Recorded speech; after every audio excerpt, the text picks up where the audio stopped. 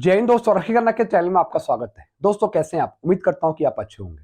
दोस्तों आज के इस वीडियो में हम बात करेंगे पूर्व सैनिकों की मांगों के बारे में, सरकारी कर्मचारियों की मांगों के बारे में, पेंशनर की मांगों के बारे में, और इन मांगों को हम जोड़ेंगे बजट से। जी हाँ दोस्तों, जैसा आपको पता है हर एक साल फरवरी में बजट पेश किया जाता है वित्त मंत्री के द्वारा। जी हाँ दोस्तों, और बजट पेश होने से पहले आपकी मांगे वित्त मंत्रालय तक पहुंचाई जाती है लिखित तौर पे। वो इसलिए कि जब भी वित्त मंत्री जी बजट पेश करें तो आपकी मांगों को ध्यान में रखा जाए। जी हाँ दोस्तों, लेकिन दोस्तों कई बार क्या होता है, कई बार क्या बहुत बार यही हुआ है कि आपकी मांगों को ध्यान में नहीं रखा जाता। जी हाँ दोस्तों, यानी जो बजट पेश किया जाता है उसका सब्जेक्ट अलग होता है और दोस्तों आपकी डिमांड होती है अलग, यानी जो आपकी डिमांड होती है, मांग होती है, उस पर ध्यान नहीं दिया जाता।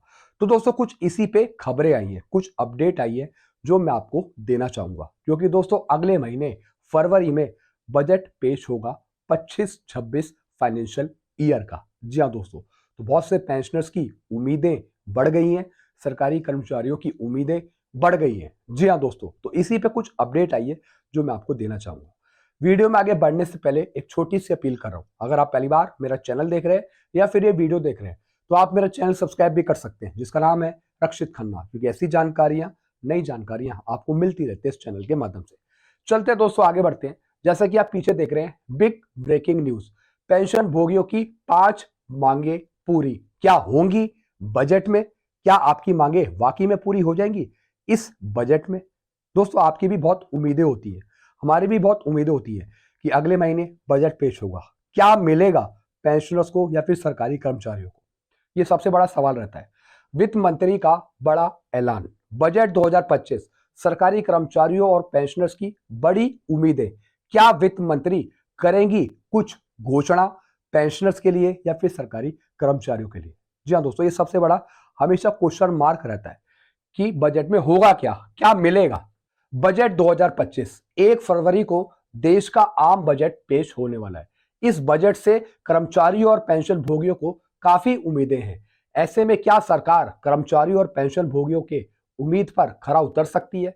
क्या कर्मचारियों और पेंशन भोगियों की मांगों को मानती है?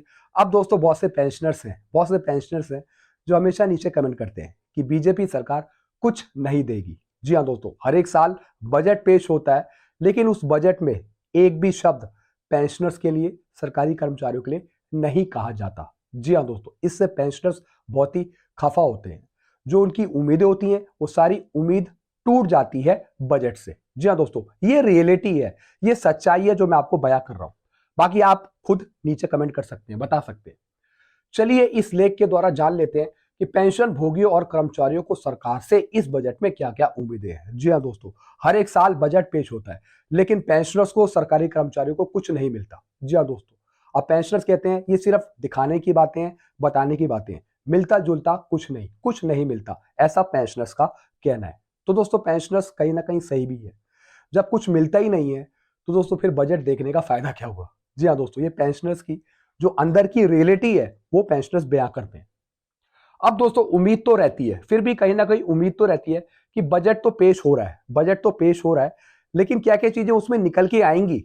देश के लिए तो निकल के आती हैं लेकिन पेंशनर्स के लिए और सरकारी कर्मचारियों के लिए निकल के नहीं आती। जी हाँ दोस्तों, इससे पेंशनर्स और सरकारी कर्मचारी खफा होते हैं।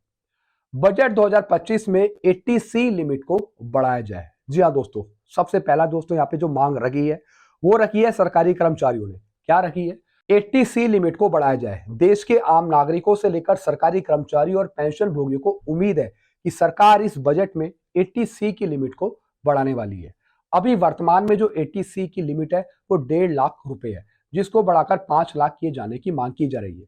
दोस्तों जो भी सरकार है, जो बजट पेश कर रही है, वो हमेशा टैक्स के जो स्लैब हो गए या फिर टैक्स में ही छेड़छाड़ करती है। जी हाँ दोस्तों, आपने पहले भी देखा होगा, जो टैक्स सिस्टम है उसको ही बेहतर बनाती है, लेकिन जो दूसरी डिमांड है उसके बारे में वो नहीं सोचती है। तो ऐसे में सरकार कर्मचारी और पेंशन भोगी की उम्मीद पर खरा उतरती है या नहीं उतरती, ये देखने वाली बात है। अब दोस्तों ये तो बात हुई टैक्स को लेकर। जी हाँ दोस्तों, 80C की लिमिट को लेकर, टैक्स सिस्टम को लेकर। दूसरी सबसे बड़ी दोस्तों यहाँ पे जो डिमांड रखी है वो रखी है 8th CPC की, 8वें वेतन आयोग को लेकर। जी हाँ दोस्तों, ये भी एक सबसे बड़ी डिमांड है। और दोस्तों देखने में यह आया है कि जब भी बजट पेश होता है उससे पहले जो डिमांड रखी जाती है, यानी जो मांगे पहुंचाई जाती है वित्त मंत्रालय के पास, वो कभी पूरी मांगे नहीं पहुंचाई जाती। जी हाँ दोस्तों, जो ये मांगे रखी गई है ये भी पूरी मांगे नहीं है, मैं आपको अभी आगे समझाऊंगा। दूसरी मांग यहाँ पे रखी है 8वें वेतन आयोग की घोषणा की उम्मीद। बजट 2025 से पहले सरकारी कर्मचारियों और पेंशनर्स बेसब्री से 8वें वेतन आयोग की घोषणा की उम्मीद कर रहे हैं। 7वें वेतन आयोग की सिफारिशें 2016 में लागू की गई थी, जिसके बाद से अब तक वेतन में कोई बड़ा संशोधन नहीं हुआ है। ट्रेड यूनियनों ने मांग की है कि 8वां वेतन आयोग जल्द से जल्द गठित कर इसे 2026 से लागू किया जाए। जी दोस्तों, जो ट्रेड यूनियन है, ऑर्गेनाइजेशन है, उन्होंने पहले ही डिमांड करी है कि 8 सीपीसी को सही टाइम पे लागू किया जाए।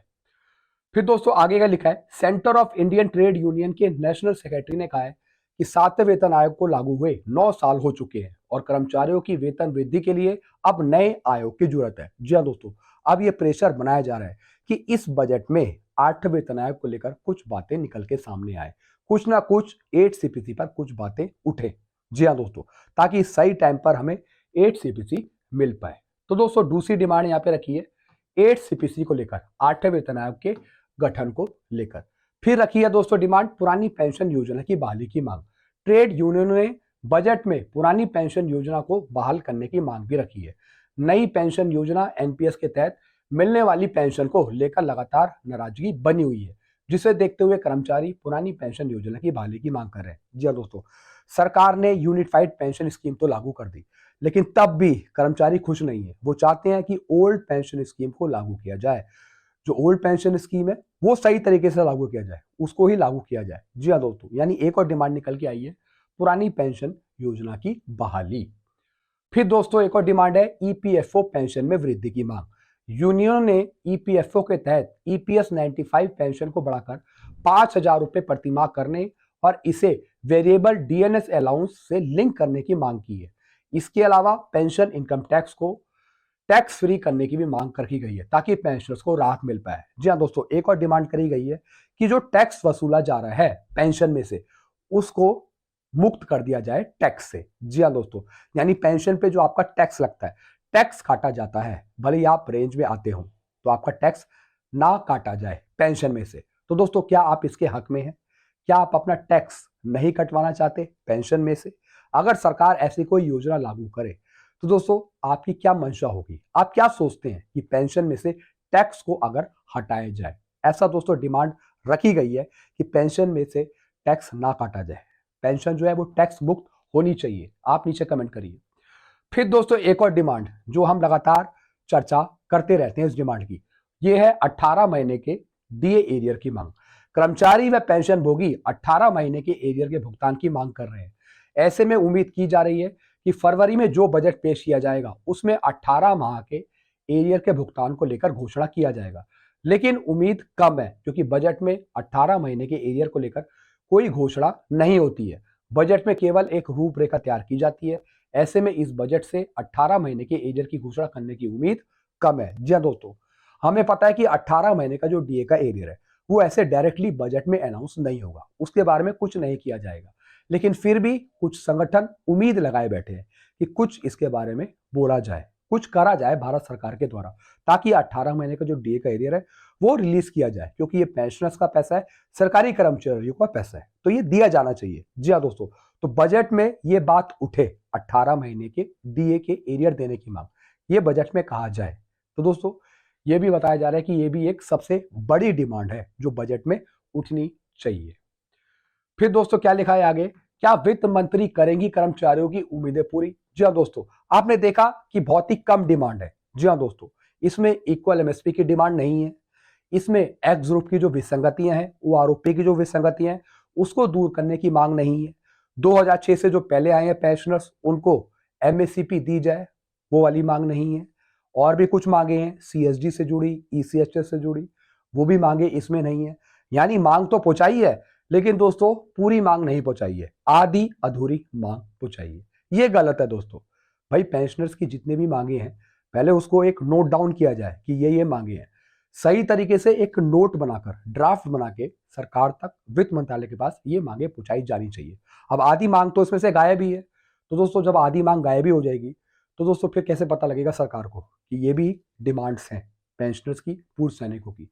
तो इसलिए मैं दरखास्त करता हूं इन संगठनों से, चाहे कोई सा भी संगठन हो, आप अगर सरकार को डिमांड दे रहे हैं, मांग दे रहे हैं, तो पूरी एक लिस्ट बना के भेजिए। जी हाँ दोस्तों, जिसमें सभी मांग शामिल हो, जैसे कि इक्वल एमएसपी, एमएससीपी हो गई, एसीपी हो गई, सीएसडी, ईसीएचएस हो गई, ओआरओपी की विसंगति को ठीक करने की मांग हो, और भी बहुत सारी मांगे हैं। वो सब मांगे पूरी लिस्ट बना के देनी चाहिए, ऐसा मेरा मानना है। आपका क्या कहना है, आप क्या सोचते हैं, आप जरूर नीचे कमेंट करिएगा। अब दोस्तों, क्या वित्त मंत्री करेंगी कर्मचारियों की उम्मीदें पूरी, पेंशनर की उम्मीदें पूरी? सरकारी कर्मचारियों और पेंशनर्स की नजर अब वित्त मंत्री निर्मला सीतारमण जी पे है। यूनियनों ने उम्मीद जताई है कि सरकार इन मांगों पर सकारात्मक रुख अपनाएगी।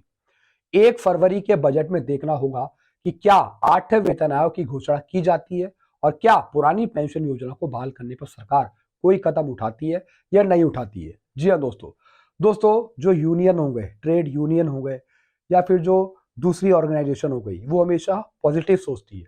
वो हमेशा चाहती है कि बजट में सरकार कुछ ना कुछ करे, चाहे वो 8 CPC को लेकर हो या फिर पुरानी पेंशन योजना को लेकर कोई बात हो। वो हमेशा पॉजिटिव रहती है और सोचती है कि सरकार कुछ ना कुछ दे, भले ही वो बजट में कुछ कहे। अब दोस्तों, इन सब का निष्कर्ष क्या निकलता है? बजट 2025 से कर्मचारियों और पेंशनर्स को कई बड़ी उम्मीदें हैं। यदि सरकार उनकी प्रमुख मांगों को मान लेती है तो ये उनके लिए एक बड़ी राहत होगी। अब देखना यह होगा क्या वित्त मंत्री इन मांगों को बजट में शामिल करती है और सरकारी कर्मचारियों के हित में कोई बड़ा फैसला लेती है या नहीं लेती। दोस्तों, आप नीचे कमेंट करके बताइए। जी हाँ दोस्तों, वैसे जो मैंने आपको ये डिमांड बताई है, ये आधी अधूरी डिमांड है, इसमें और डिमांड भी शामिल होनी चाहिए। आप नीचे कमेंट करिए कि जो ये बजट पेश होगा अगले महीने 1 फरवरी से, इसमें क्या आपकी मांगों को देखा जाएगा, क्या आपकी मांगे पूरी करी जाएंगी, क्या आपको कुछ मिलेगा? ये सबसे बड़ा सवाल है। आप खुद ही नीचे कमेंट करके बताइएगा दोस्तों, आपकी अपनी राय क्या है इस बजट को लेकर जो वित्तीय वर्ष 2025-26 के लिए पेश होगा। आप जरूर नीचे कमेंट करके अपनी राय दीजिएगा। तो दोस्तों, यही कुछ जानकारी थी जो मैं लेके आया था। एक तरीके की दोस्तों कुछ संगठन थे, कुछ ट्रेड यूनियन थी, कुछ ऑर्गेनाइजेशन थी, जिन्होंने अपनी डिमांड, मतलब सरकारी कर्मचारियों की और पेंशनर्स की डिमांड वित्त मंत्रालय तक पहुंचाई है, ताकि अगले महीने जो बजट पेश हो उसमें इन डिमांडों पर कुछ कहा जाए, कुछ करा जाए। जी हाँ दोस्तों, तो दोस्तों बस यही वीडियो में खत्म करता हूं। आपके अपने विचार क्या हैं, आप क्या समझते हैं, आप खुद कमेंट कर सकते हैं। वीडियो आपको कैसा लगता है, वीडियो को आप शेयर भी कर सकते हैं और लाइक भी कर सकते हैं, और चैनल को आप सब्सक्राइब करना मत भूलिएगा, जिसका नाम है Rakshit Khanna. Thank you so much.